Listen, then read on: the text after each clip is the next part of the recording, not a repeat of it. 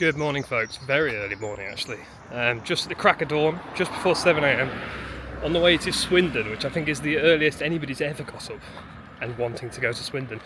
We're going to Swindon for a Pokemon card show, my first card show, actually, since I got into the hobby about 2-3 years ago. I'm going to meet up with an old friend. We're going to see what's what.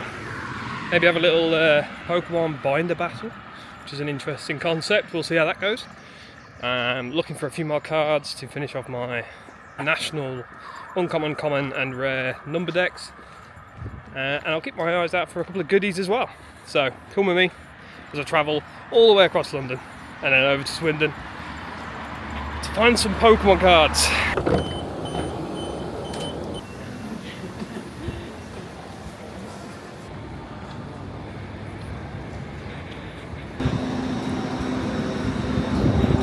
There we have it, a journey from London to Swindon. What a wonderful place. On my way to the card show now. Wouldn't be a card show without the proper fuel, right? So 2 sausage baps in hand, one for my mate when we get there. Let's see if we can find some cards. Thank you very much. How are we doing? Me and Kings are at Swindon Card show. Swindon Card show. What a place! What a place! I've never seen so many speed bumps in one area driving in. It was quite crazy. I think Swindon's got the magic roundabout, which is like 18 roundabouts all in one. I might be wrong. On the way home. Yeah, I kind of was hoping I would on the way in. It took me a really obscure route in to Swindon. So well, I came by train, so I didn't quite have the joys of the road. But walking through the town, it's a place. It's a place. It sure is a place. But we're not here for Swindon. We're here for cards. Kings is a magic man. I am a magic man. I'm a Pokemon man. It's mostly Pokemon, let's be honest. It is. There's one magic vendor. We've literally walked from the front to the back to start filming, and we've seen one magic vendor. Literally one, which is fine. Because I went to Cheltenham card show like 2 or 3 weeks ago, and there was a vendor that had magic cards. There was maybe 4 pages of a binder and a single row in a case. And this guy's got bulk and all sorts of stuff, so I'm in my element. It's great. I've got loads of stuff. Going to be sifting through. Good. So, what are we doing today? We're going to do a bit of a general vlog where we're just walking around, seeing what we can find in the vendors. I've got about 140 cards left in my national number decks. Out of every Pokemon, I need 140. So we're going to try and fill that out today. Which is nuts. We need common, uncommon and rare. So none of the kind of crazy special arts. It's just got to be the kind of... Which is going to be difficult for a few, because things like Chingling... Okay, I don't think I even know what that Pokemon is. He's only got 3 cards ever printed. Okay, fun. And the last one printed was 2009. Not bad. I reckon we can find it. Maybe that's my goal today. My goal as a non-Pokemon collector or player is to find the Chingling. The hidden Chingling. The hidden Chingling. Is that the one that's the keys? It's like a little, little flying bell almost. Okay. It's hard to so it's not the Pokemon I thought it was at all then. No, you're thinking of Clef Key.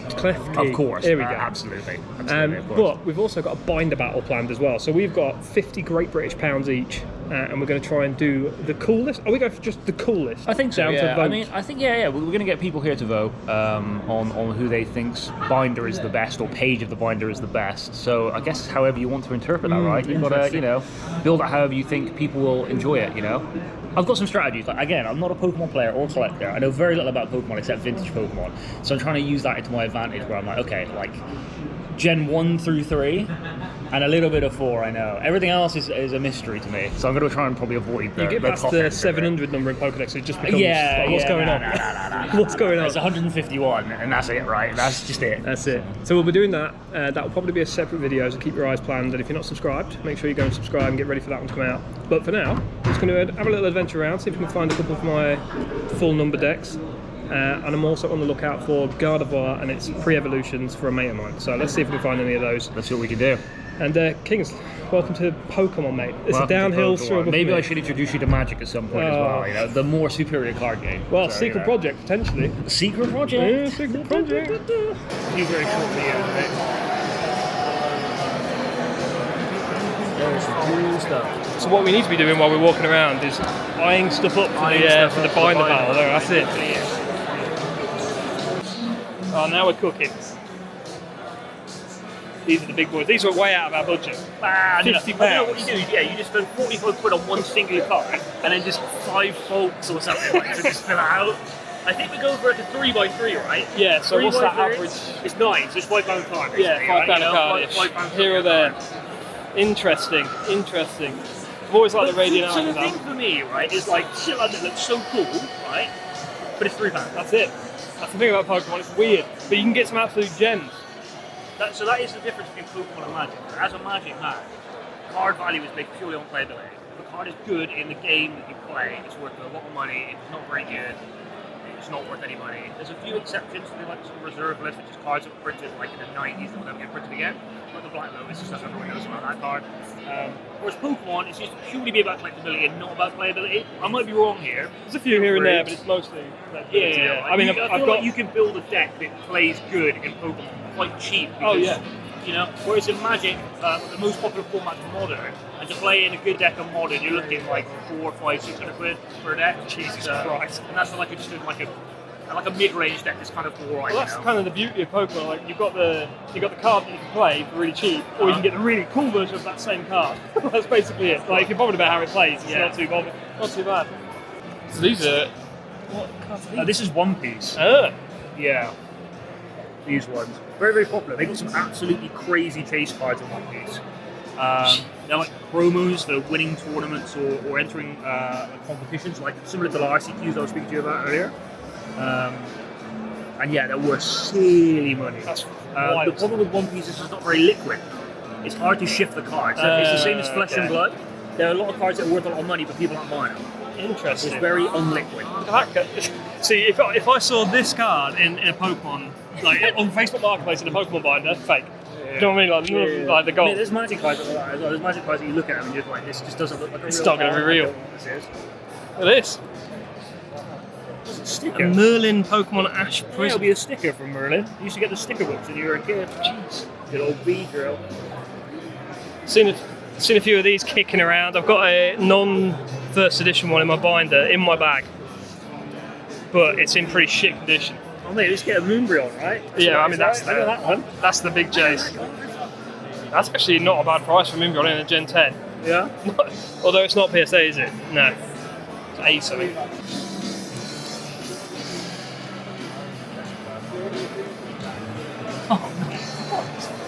Oh, that's the Alolan Dog Trio, mate. He's on holiday, basically. He's on holiday. What are we doing for our binder? Are we doing English only, or? No, not at all. You can do whatever language you want. Interesting. Whatever you want, mate. Because that'll severely drop the price. Japanese is cheaper, for modern anyway. Right. So we could do that. Depends, mate. Then these people are going to mind, you know, if they'd appreciate English more than the Japanese, you know?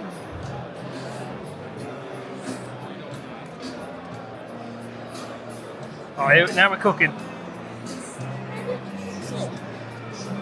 See a Charizard, mate. Full vintage. That's pretty good price. It's not bad, yeah. It depends what the back looks like. It could be absolutely scuffed. Assassin's Creed cards?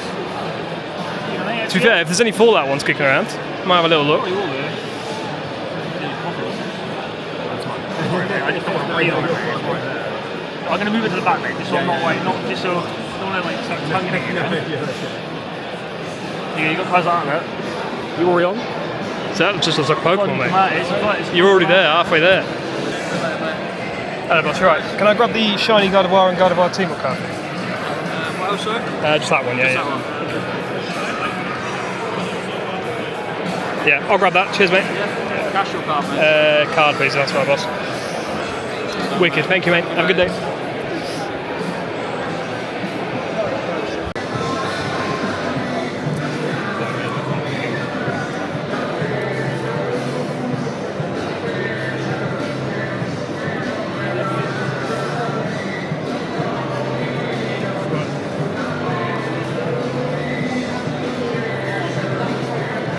Lechonk. Shiny Lechonk.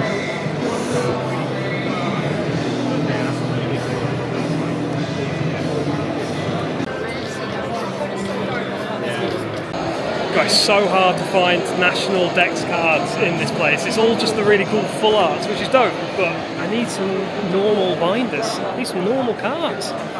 Hello folks, it's me from the future. A couple of weeks after the card show now, and I've realised I kind of completely forgot to sign off this vlog, this video, so I thought I'd do that right now while you're looking through some of the binders I was looking through. It was good. The card show was really interesting. It was so cool to see all of these hits that I'd seen on TikTok in person for once. But what I will say is if you're looking for bulk, if you're looking to fill a few things out in your national decks, you're going to struggle. A lot of the vendors obviously only bring the kind of more expensive cards, maybe vintage stuff. Not very many had, or on display anyway, normal stuff for me to look through. But hey, still had a really good time, picked up some great stuff. I got 10 more towards my national decks that I needed, and I got some really cool sealed stuff as well. What I will say is there is a binder battle on the way. So me and Kings did do the binder battle. We had £50 to get 9 cards, and then we got people at the event to vote on which was better. So keep your eyes peeled, and if you're not subscribed, please do subscribe so that you're ready to see it in your sub box. But here's some of the cards I got. I got that promo Mew that I needed in there, a couple of the evolutions as well. I needed Reboot and Embor. So yeah, some pretty cool cards there for the national decks. Obviously, I'm only collecting common, uncommon, and rare, so a pretty tricky one to do. So they're in now. I probably need about 130 cards in total. But yeah, that ends up this video. Thank you for watching, and keep your eyes peeled for the next one. See you then.